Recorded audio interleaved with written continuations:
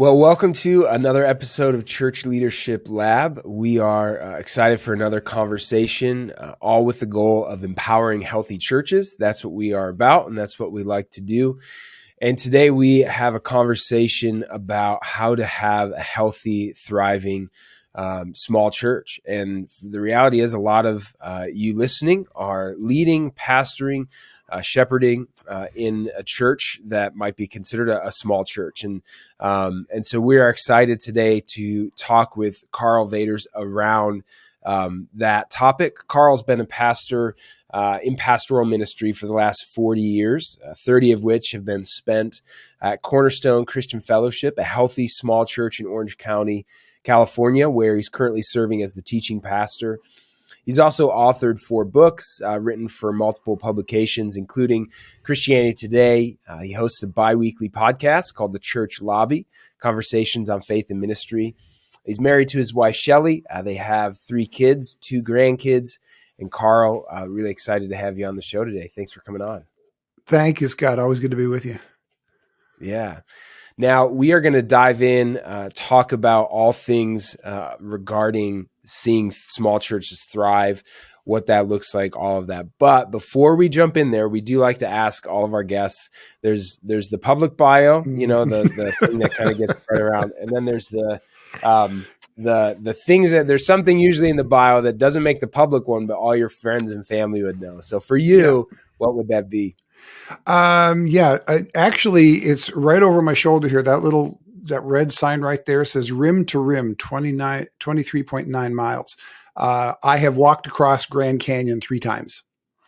Oh, wow. A single day each time, 23.9 miles. So they say it's the equivalent of running 2 marathons. So anytime anybody asks me anything I've done outside of ministry, it's always like, the first time I did it, I thought for the rest of my life, I'm going to walk up to people and go, "Hi, I'm Karl. I've walked across the Grand Canyon." Mostly because I am not I don't have a lot of physical prowess. I am not fast. I am not coordinated. But years ago, I discovered I can just keep walking. So yeah, that's awesome. So I've done that 3 times.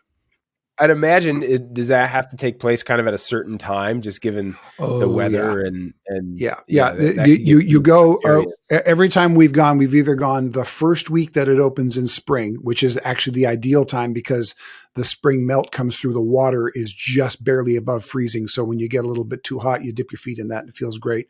Or you do the last week before they close it down, usually in October. Because if you go even then, the base of the canyon can be in the 104, 105 degrees with no shade available. But if you do it in the summer, people die. I mean, a couple hundred people die every year in the canyon, and it's most of them not from falling. It's from misunderstanding the severity of the situation that they're in and getting dehydrated. So it takes a lot of training. I say it and then I tell everybody, do not do this on your own. Do not do it without a massive amount of training and with people all around you who can help you go through it. Because it's not just demanding, it's dangerous. But yeah. Well, it sounds like really pastoral ministry. It's not just demanding, but it's dangerous. Have people around you. There you go. We can conclude the podcast now. Yeah, I feel like that's a good tagline. Pastoral ministry, not just demanding, but dangerous. Oh man. Well, one of the things I'm looking forward to talking about, just especially personally, kind of my heart with the stuff I've done, both pouring into people in ministry, serving in ministry myself, has all been done, not all, but mostly in a church that might be considered a small church. And so I know that that's what a lot of your time and effort, energy, where your heart is. And so we're going to talk about that. But before we do, we've already used this term a couple times, a small church. And so I think it would be important, just as we jump into that, maybe to start by defining terms. So when we say small church, like how would you define that? Yeah, great question. Let me answer it in 2 different steps. Actually, first step is, why do I even use the term small? Because a lot of people will say, I don't even use the term small. And when I first started this ministry, that was a big debate. What should we call them? And we settled back on small, one, because it's really clear. It's clear. We debated everything. We normal size, average size, bistro, fun size. I mean, we've got a page list of all kinds of weird. but every one of them required more explanation than small required. So that was the first thing. Secondly, we decided it's really going to be hard to tell people there's nothing wrong with being small if you're afraid of using the word. Yeah. So we leaned into the word because small is not a problem. So that's kind of the pre-answer to your question. But to answer your question, what do you mean by small, which is a necessary question because small is a relative term. I've defined it different ways over the years. This is my best definition. Now, see me in 5 years and I'll probably have a better one than this because about every 5 years I seem to be able to find a better way. Today, here is how I define small. There are two very distinct types of small churches. There's the church of 50, give or take 50. And there's a church of 150, give or take 50. And each of those is really different types of churches. And I've pastored churches of both sizes, 50 give or take and 150 give or take. But the reason I include them all in small is because even a church of 50 give or take and a church of 150 give or take, as much as they are different, they actually have far more in common in the way they're pastored than a church of, say, 200 has with a church of, say, 500. And the reason for that is simple. It's pastoral capacity. When you're pastoring your church 50, give or take, you can know everybody and be there for everything. When you're pastoring your church of 150, give or take, you can know all of the regulars and be there for all the important stuff. So there, you have relational access. Above 200, all of that shifts. You're absent more than you're present. There are more people in the room you don't know than that you do know. So that's why 50 give or take and 150 give or take are all small. But there's also why I make that distinction because those are two very different types of small churches. Yeah, I think that's helpful. And that makes sense too, given the similarities, certainly differences, but some similarities there. Now, I'm curious about this as you've been doing this for a while. Do people ever either push back or assume that you're maybe like anti-churches beyond small, or whether that's large, mega, whatever? Do you run into that often? That's kind of the starting assumption when they hear that. So I'm always really quick off the mark to say I'm not anti-big at all. I'm just pro-small. I don't want churches to be small. I want small churches to be great. And that's a very clear distinction. So it's not, in fact, one of the talks that I do, I talk about how small is not a problem, it's not a virtue, and it's not an excuse. And on the virtue part, I lean really heavily into the idea small is not better than big. And under the small is not a problem part, small is not worse than big. Big is not better than small. So it's about the reason I do this ministry is, one, that's where all my ministry has been. It's been in smaller churches. But two, because about 15 years ago, I started looking around when I really kind of settled into the idea that, hey, this is who I am. I am a small church pastor. I'm going to give up trying to be big because it's not working for me. And then I tried to find resources for them, and I couldn't find very many resources for small churches while discovering that 90% of the churches in the world are under 200. So I thought, even from a marketplace standpoint, that's kind of like a big miss. How do we miss 90% of the of the marketplace for church leadership, instruction? It was all about getting bigger and not being small anymore, but very little about how to do it while you're small, which is where most of us will spend most of our pastoral ministry time. Yeah. And I think that's one of the things that can actually start a really freeing journey is embracing that, to say, actually, maybe this isn't bad. Maybe this isn't a season to try and get through as fast as we can, but actually a strength to embrace and to say, this is who we are. And it's actually really good. And there's some things, again, not saying better or worse, but there's some things that the church down the road that has 1,000 people can't do that we can, Yeah. There are obviously things that big churches can do that small can't. They can amass resources very quickly. They can put together a certain technical quality that small churches can never reach. And all of that is great. And I'm grateful for those that do that. But there are strengths that small has that the big can't do. For instance, if you're in a big church, you're not going to connect unless you sign up for a second event, namely a small group. But in a small church, you're going to get the relational connection. In a healthy small church, you're going to get the relational connection every time you show up, no matter what the event is, whether it's an all-church event or a division of the church. So there are some real strengths. People's gifts can be used far more often in small churches. If you have 10 churches of 100, you'll have far more people in leadership, far more people volunteering, far more people giving than you will in a single church of 1,000.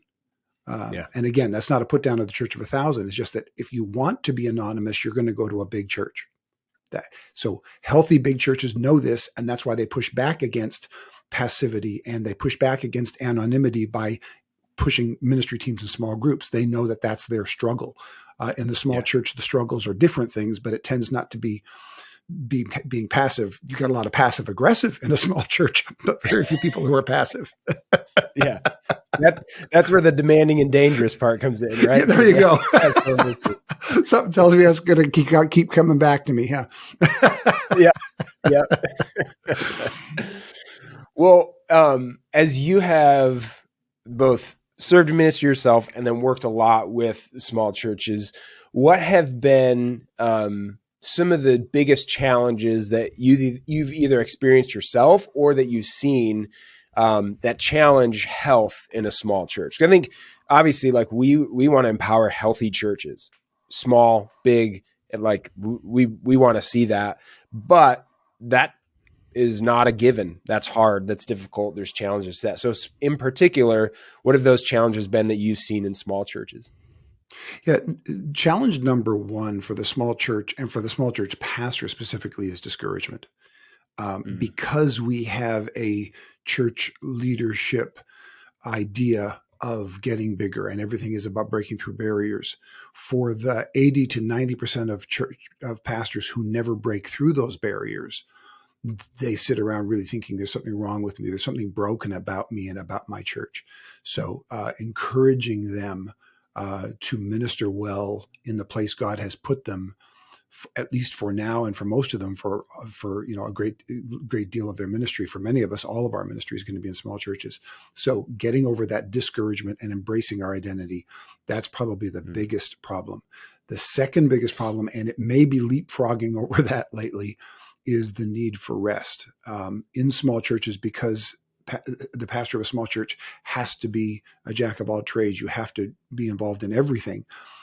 That switching back and forth between roles is exhausting. They've done studies on this for the workplace, and the amount of energy that's lost switching between tasks, trying to multitask and switching between tasks, that switch energy is massive.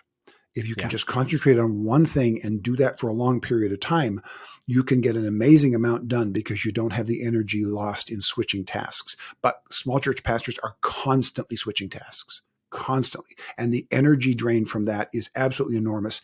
And especially over the last few years now, it's been really huge. And so right now, the biggest challenge for small church pastors, maybe even above the whole discouragement thing, is just sheer exhaustion. They need a break. And it's really hard to get one because you don't have someone else on staff. You can just go, hey, you preach for the next couple Sundays for me.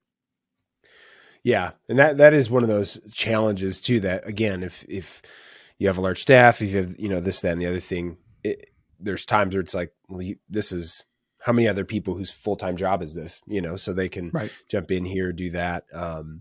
But yeah, that's something I've experienced as well, where you're like, man, who can do it? Who's here for that?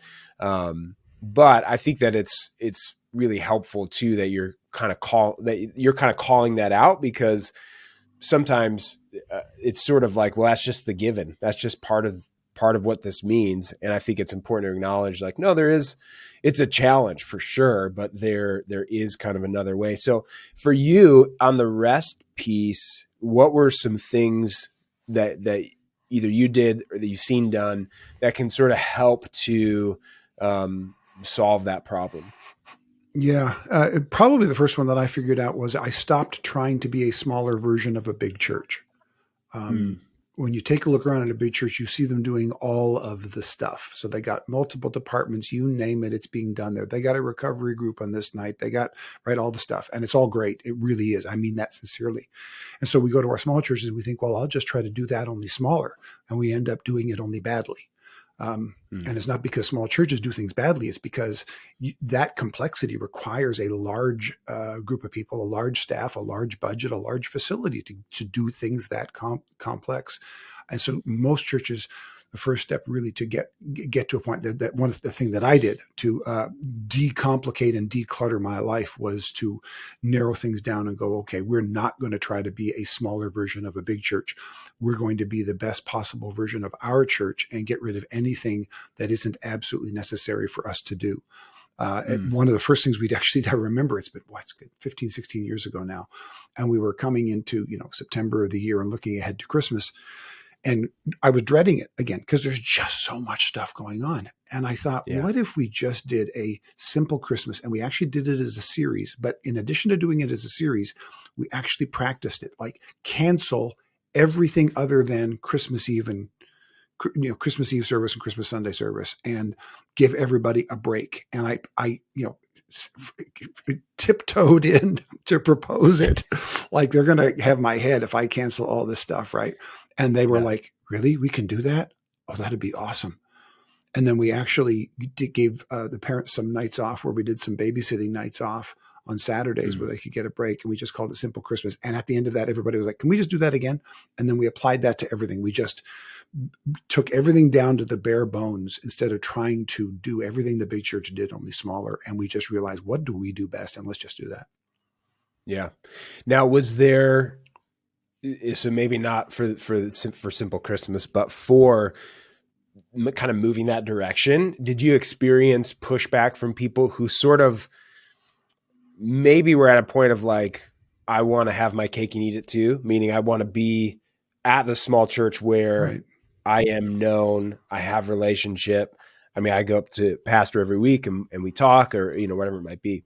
But I also want X, Y, and Z that, I see all these, maybe the big church down the street has. So was there any of any situations where you're kind of navigating some of that leadership challenge? I didn't, because by the time we started implementing that, I'd been at the church 15 years or so. We had gone through some really tough battles to overcome some of the ill health and some of the, quite frankly, toxic atmosphere that was going on in the church when we arrived. So I was doing it in a very healthy church, and they were very accepting of it. That is not the case in most places. Even if it's a generally healthy church, you're going to have a handful of very loud, very influential voices who are going to kick back against that and say things like, well, way back in the day, for instance, before the church was healthy and before we started to simplify everything to an extreme degree, when we canceled our Sunday evening service, we were way early in that. People forget that, 30 years or so ago, everybody had a Sunday evening service as well. And like 25 years ago, we canceled ours, and like very few people were doing it yet. That got some serious pushback from, I can't believe our lighthouse is going to go dark at the time when we need it the most. And that was always from people who hadn't been there Sunday night in a year or more. Yeah. So when we announced we got 4 more Sunday nights and then we're closing it, everybody jammed in on Sunday nights. People we hadn't seen on Sunday night ever all of a sudden showed up because it was necessary. And I just had to say, I'm sorry, that's just not the way. We're not going to do this. You're showing up now. If I do reinstate it, you're going to disappear again. Oh, no, I won't. No, I won't. Well, sorry, your past actions betray that. So yeah, I have had some of those fights, and churches that do try to simplify will have some of those fights. All I can tell you is they are fights worth fighting. And we've got to set the table for it properly. If we set the table for it by saying, well, we're just tired and we can't do it, that won't work. But the questions I like to go out of this, ask yourself this: what does our church do well that we'd like to do more of? And what does our church do poorly that we'd like to do less of? If you start with those two questions, then what you say is, okay, the stuff that we're doing poorly anyway and that we'd like to do less of, what if we took all of the time, resources, and energy in the things that we're doing poorly and put it into the things we're already doing well that we'd like to do more of? Let's shift our energy over. And when you frame it that way, I think you're going to get more people to go along with you than simply, well, we can't do everything the big church does, so don't try. That's not what's happening here. It's about reallocation of resources to more strategically do what God has called us to do.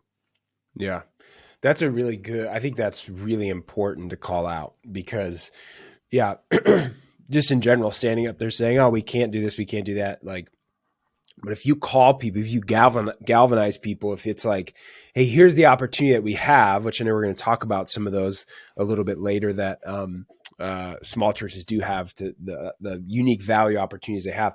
But man, calling people to that is such an important call out to make, because I'm sure a lot of the way then that proceeds and the way that those decisions are rolled out really hinges on how did you present that, and did you call people to that vision? Yep, absolutely. You got to call them up rather than just simply canceling stuff out. Yeah, that's really good. Well, oftentimes I know that, like, when it comes to measuring health in a church, we default to metrics and numbers, and typically ones that are easily measured, which, again, numbers are not a bad thing. It's not that we shouldn't do that, but often we look at giving, baptisms, attendance. And so I guess the question I have is, so should those things be used specifically to measure health, in the church? And then are there things that in a small church, it's like, actually, here's some things that you can measure as well that are going to give you that picture of, is the church healthy? Is it not? What would you say to that? Yeah, this is one of the real big challenges in small churches, and it's a great question. There's a principle that I discovered a few years ago called the law of large numbers.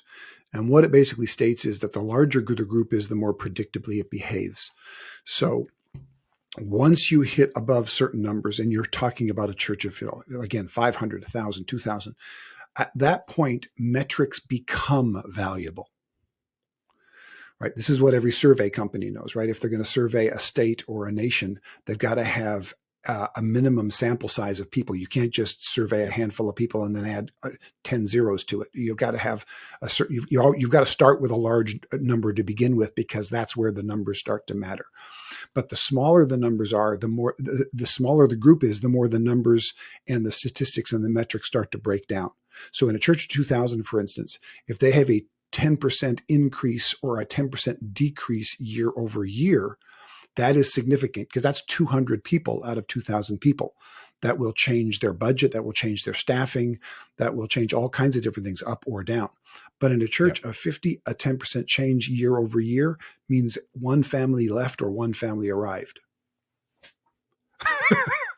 Right. It doesn't necessarily say anything about the health of the congregation, because of the size. So in small churches, metrics are far less valuable. Now, if you're a part of a denomination, let's say, and you got a whole bunch of small churches, like I've got small church pastors that say, that's why I don't even send my numbers into the denomination, because it doesn't matter. Yeah, it does. When you've got 100 small churches sending their numbers into the denomination, then collectively you become a large group. And then the denomination, first of all, knows you're there because you're showing up with the numbers. Yeah. And two, has a better picture of the churches that they're serving and they're trying to help. So you've got to put your numbers. So put your small numbers into the big pot, because in the big pot, those percentages matter. But you can't live or die by those percentages week after week, because the metrics, the measurements, the statistics, the trends, and the percentages simply fall apart when you get to smaller numbers. So we have to be looking at things far more qualitatively than quantitatively. Yeah. Did you have any systems or processes that you used to do that? Apart from just sort of, hey, how are we feeling? Like kind of some things that you would regularly do, or conversations you have, meetings you'd have with leadership, that sort of thing? No. But we had a whole lot of, hey, how are you feeling about this? Hey, Dad, how did you do meetings? For instance, after every single week, we had to sit down with, what did we do well that we can do better? What did we do poorly that we can fix? So we are constantly tweaking what we're doing. But quite frankly, it's all kind of subjective, because the numbers break down. So you have to do it in a different way. It's like within a family. How well is the family doing? How well are the kids doing? You got numbers for that? No. But when you know each other well enough, and you have regular conversations, and you ask the right questions in those conversations, it's no longer just subjective and just anecdotal. It actually is real world. But you just have to it can't be one or two conversations occasionally. It can't just be, I feel like it because I kind of got a buzz from Sunday. You actually have to have regular conversations with people who will give you accurate input, and you have to do it on a consistent basis. Which I think too, I would probably say that's one of the values and the advantages of a small church, is that you can do that, because ultimately you're like that, to have that conversation or to talk with somebody, to hear, hey, how is this going? How was it? All of that. I mean, that to me is, you're going to get a lot of value out of that versus kind of, here's all of our data and, we'll crunch it in Excel or that sort of thing. So, that makes sense. And I would, even as we're talking, sort of, if I could have that, that's preferred. Now, obviously, as staff grows, leaders grow, the numbers grow in a larger church, like you can't spend all your time having those conversations. You can have some, but you have to then kind of rely on some of those. Okay, what do the metrics say, and go from there. Yeah. Well, and then even in the bigger churches, it was, it's got to be 40 years ago now, that, who was it? Tom Peters wrote In Search of Excellence. And in it, he talked about getting your MBWA, management by walking around. And he was talking to executives of Fortune 500 companies, of massive companies. And he told them, stop just sitting in your boardroom. You've got to get on the factory floor on a regular basis, walk around and see what's actually happening with real people. So no matter how big the church gets, there is no substitute for actually spending time in the boots on the ground stuff on a regular basis. And in the small church, you're always in a boots on the ground situation. So you lose the metrics, but you gain the boots on the ground. But even then, you've got to be purposeful about it. It's really, that's the advantage of metrics, is it helps us see things objectively, where we might tend to think, oh no, we're actually doing fine. And then we look at the numbers and we go, yeah. The disadvantage of metrics is it's really easy to use them to ignore the actual people and the actual relationships. So in both situations, we have danger zones that we need to be aware of. Yeah. Well, we alluded to some of this earlier in the conversation, that we kind of circled to this, but I'd love to kind of hear your thoughts on how small churches can better understand and then embrace kind of the unique value that they bring to their community. Because I do think it's unique. I think there's some things they can do that other churches in different sizes can't. So what have you seen and experienced when it comes to that? Yeah, this is something there's a little chart that I discovered a few years ago. It's called The Theory of the Long Tail. And I think it was in Wired magazine a couple of years ago. They talked about it. And it's basically how all of the really big tech companies work that are dealing with metadata, like Facebook and Amazon and so on. But let's use YouTube as an example. Imagine a graph, left and right, X and Y axis, up and down and across. And on the left, you've got this really high spike that drops down like a ski slope and then goes on a long, long, long way on the end. Okay.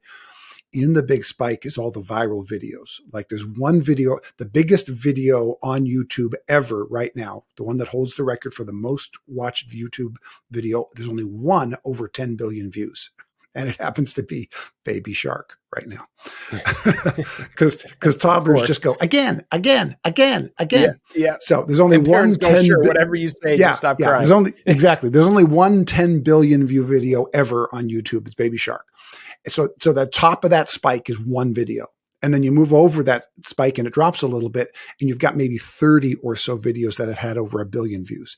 You move over and it drops again real quickly to maybe a few thousand that have 100 million views. And those are the videos everybody wants, is the viral video and the big spike, right? But if you go into that long tail way on the end, off to the right, that goes off almost flat, way off down on the edge, you've got the average church with the 2 people who watched their live stream last Sunday. Okay. But on that end, you've got millions of people posting that, and hundreds of thousands of churches there that are being watched by 2 or 3 people. What YouTube discovered was they have as many viewers in the long tail as they have in the big spike. There are as many eyes on YouTube for the small videos, because there are so many of them, as there are for the viral videos, because there are so few of them. Okay. So the church is exactly the same way. We look at the mega church in the big spike, but there's very, very few of them. That slope drops down real fast. And the division in the body of Christ, and by the word division, I don't mean one against another. I just mean statistically dividing this. Yeah. You got half of the people attending churches above 200 in the big spike, and you got half of Christians in the world attending churches in the long tail of 200 or under. So YouTube has figured out that they need the average church to watch video as much as they need the Baby Shark 10 billion view video, because there's so many of the small videos going up. So in the church body, we have to understand that. First of all, those of us who pastor churches in the long tail need to recognize the value of the long tail. The body of Christ needs the big spike and the long tail. And those who are teaching, speaking, and putting out products from the big spike, because that's where most of the products come from. Most of the pastoral resources are coming from bigger churches, bigger ministries. That's just simply the nature of size. But don't ignore the long tail. That is fully half of the Christians in the world and fully 90% of churches in the world. We have just as much value in the body of Christ as anybody else does. And it's not that we're trying to trumpet our own horn. It's like, hey, we're over here too. Give us help as well. We want to work together with you on this. Yeah. Yeah. And like we said, not just help to get out of the stage that you're in, because someone may not want to, may not be called to, may not be wired to. And so I think that there's in the more that I can help kind of amplify that voice of resources for churches to say, here's how you thrive where you're at. And certainly some will continue to grow, and that's great. But there's that shift of, here's resources, training, here's things, that you can use where you're at, and to be the best church of 100 or 125 or 150 or whatever that looks like, or 50. I think that's something that I hope and pray we see more of, for sure. Yeah, absolutely. Well, one thing that we ask everybody on the show, again, our goal is to empower healthy churches. So we love to ask and get the thoughts of all of our guests on what is one essential component of a healthy church. So what would you say to that? I'm going to say the one healthy component, and it's probably the one that we are most in. It is probably the one essential ingredient that we do the least well, and that is discipleship. When we talk about healthy churches, the Great Commandment, love God, love others, that's what we're about. The Great Commission, reaching out to others, absolutely.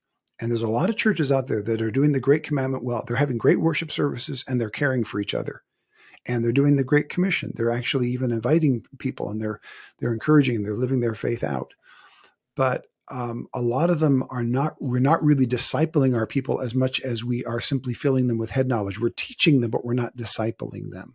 Mm-hmm. And the difference between teaching and discipling is relationship. If people are just going to classes and just listening to sermons, they're not being discipled, they're being taught. And there's nothing wrong with being taught. Jesus taught large crowds, but he discipled the 12. He discipled a smaller group of people. And that's where the real world transformation was launched from, was from those he discipled, who then discipled others. And so to me, the primary ingredient that we need to be thinking more about, and that is quite often missing without realizing it from our churches, is that discipleship thing. We're teaching them well. We're often not discipling them well, because discipling just is harder, and it takes much more hands-on relationship. And we live in a culture where the relationships that used to happen automatically because the only people you knew were in physical proximity to you, that is now beginning to break down. So we have to be far more intentional about the face-to-face relational aspects of discipleship than ever before. Yeah, that's really good. Well, let's do this. Let's jump into our final five. That's where we kind of go rapid fire, get your thoughts on some things, some recommendations. So we'll start with this one. One book that you'd recommend to church leaders. Well, just one. That's how I know. I'm going to, given the work that I do with small churches, I often recommend this book to small church pastors. It's called Dirt Matters, and it's by a friend of mine named Jim Powell. It's actually a very small book.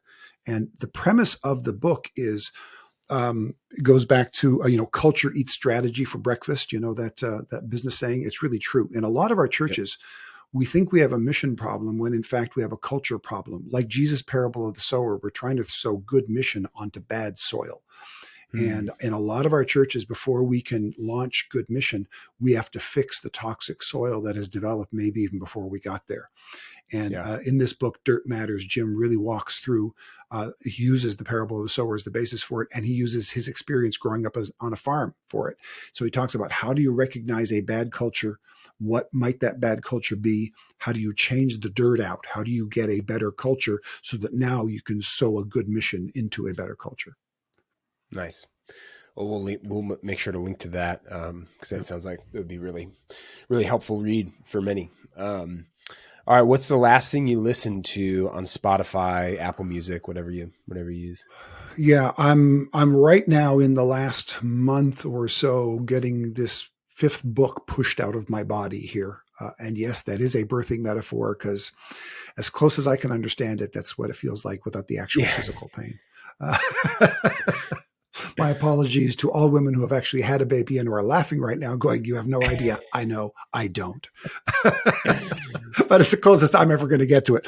So I'm trying to write book number 5. So when I get my brain away from it, I've been putting on stuff that feeds my soul. And lately it's been old school Black gospel soul music from the 60s and 70s, like Andre Crouch, the Staple Singers, the Winans, James Cleveland. That stuff just goes right down to my core. Love it. It's awesome. What is your favorite piece of technology? Right now, we're using Canva a lot. It's really helpful for folks like me, and it's really helpful for small churches. Even the free version on its own has so much, and it's so user friendly. So churches, small churches especially, most of us need to seriously update our graphic design. Like, seriously, guys, it's looking bad. The copy and paste stuff from the 90s isn't working anymore. That's true. And Canva has so much of it that you're not going to look like anybody else. You will look like yourself. You will do it very quickly. It will look good really fast. And the free version will get you a long way. Yeah. I'm actually interested to see how AI helps with that as well. Like there's the conversation around AI obviously can divulge into all the things that it could be dangerous for. And there's plenty of that for sure.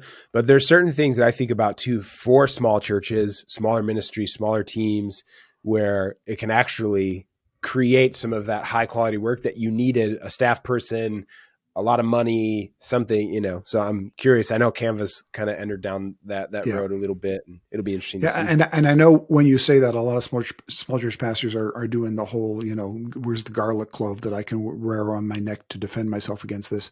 We're not talking about AI for writing sermons. Write your own sermon from your own heart. But when you got to write up a brochure, when you got to do a little bit of advertising, there's a whole bunch of stuff that has to be written that doesn't have to have the prayerful, on your knees stuff that a sermon has to have.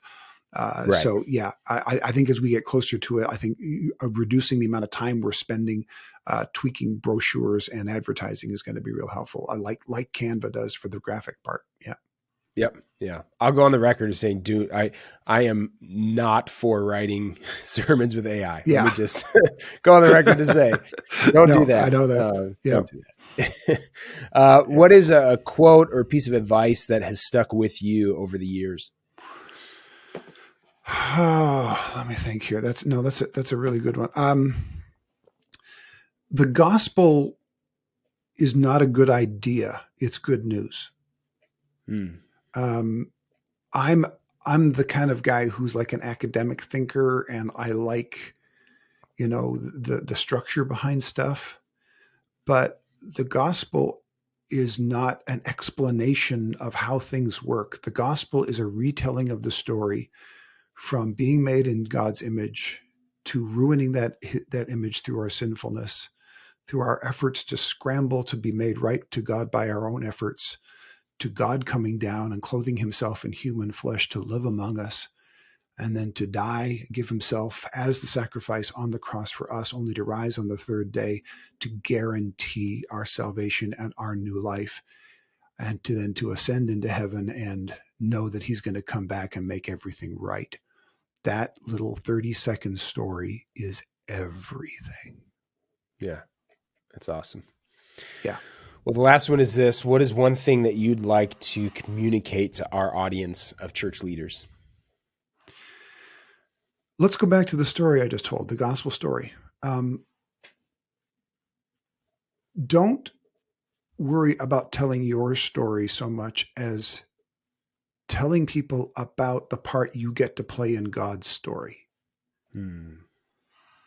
That that my church somehow, that we as Christians in the body of Christ somehow get to participate in the story of redemption that God is doing now that will eventually reconcile the entire universe back to Him. I get to play a part in that story. That is bigger than any story I can play out on my own by so many degrees of size that it is incomprehensible. So let's stop telling smaller stories and let's talk about the part that God is allowing us to play in His amazing story. I love that. I love that. Well, Karl, thank you for your time. Thank you for your wisdom, your encouragement to church leaders, and in particular to small church leaders, because I think it's a much needed voice. I would love if you could just give people, if they want to connect with you, learn more, follow along with what you're writing, the podcast, where can they do that? Yeah, the easiest thing is karlvaters.com. So if you figure out how to spell my name right with a K, with a T in the middle, with the S at the end, karlvaters.com. And I'm Karl Vaters on all of the social media platforms as well. Awesome. Well, we'll make sure to link to that so that people can easily find that. Thank you again for taking the time. And thank you for those of you who've tuned in to listen, to watch this. We hope that it has encouraged you. We hope that it's strengthened you, built you up. And we hope ultimately that it helps to empower healthy churches. So if this has been helpful, we'd love for you to share it, whether that's sending a link to somebody, liking, commenting, subscribing, whatever you would like to do. We'd appreciate that. And we will see you next time, hopefully with some more conversations to help strengthen you, empower your ministry, encourage you, and to empower healthy churches. Thank you. This episode of the Church Leadership Lab podcast is brought to you by Ministry Brands, the largest provider of church technology software. Over 90,000 churches rely on Ministry Brands for their single platform solution that brings together all the digital tools a church needs. From online giving to websites to church management software and more, Ministry Brands is leading the way in simple to use, innovative solutions, all with the goal of empowering healthy churches. To learn more, visit ministrybrands.com.